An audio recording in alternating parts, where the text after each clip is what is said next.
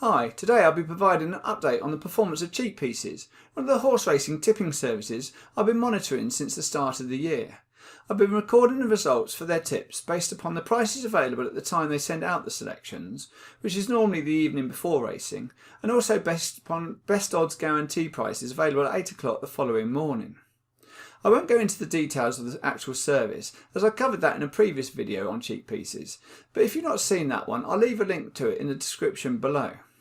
What I will do is give you an update on how the service has been performing since that last video, so let's flip over to the computer and see how they've been getting on.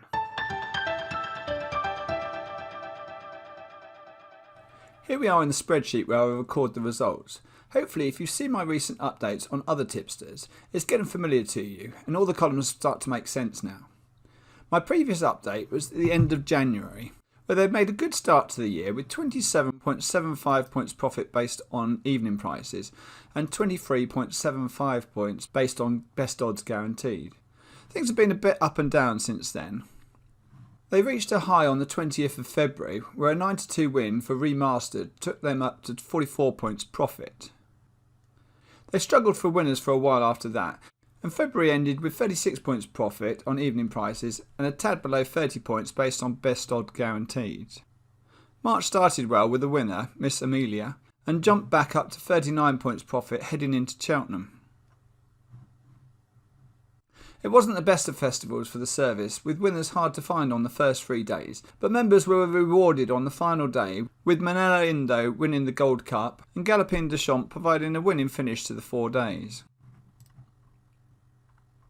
The 29th of March proved a good day at Wolverhampton, with Dream With Me and Fiero Speed providing a quick-fire double, both with an SP of 3-1 but advised at bigger odds the night before. That wasn't quite enough to break even for the month, which finished a few points down overall. April also started well, with Eton College obliging 11-1, having been advised each way at odds of 14-1. But Neil was unable to push on from there, and again winners proved hard to find until the end of the month, with Coley's Coco proving a particularly good winner for the service at 11-4, having been advised at odds of 15-2. As the turf season gets into full swing, there's been a noticeable increase in the number of cheek piece bets, but at the time of recording the selections are yet to catch fire.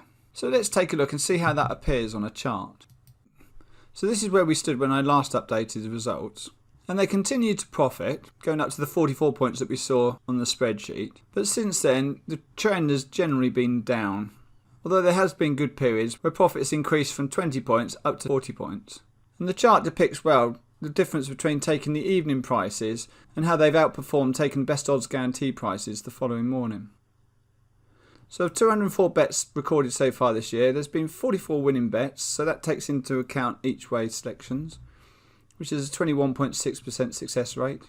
Some of the bets have only been half points, so that's been a total stake of 192 points, giving a profit of 15.56 based on the advised evening prices, and just slightly breaking even based on the best odds guarantee prices, with a loss of 28 points if you were backing at SP, but I wouldn't recommend anyone backs at SP these days. So January was a really good month, February also profitable, but then March, April and so far in May haven't proved so good. Taking into account how much the service costs, which is £25 a month, but the first month is half price, so as we're into the 5th month of the year now, you'd have outlaid £112.50 on membership fees. At £10 per point profit, you made £155.57 based on the evening prices, so take off the £112.50 would have left a profit of £43.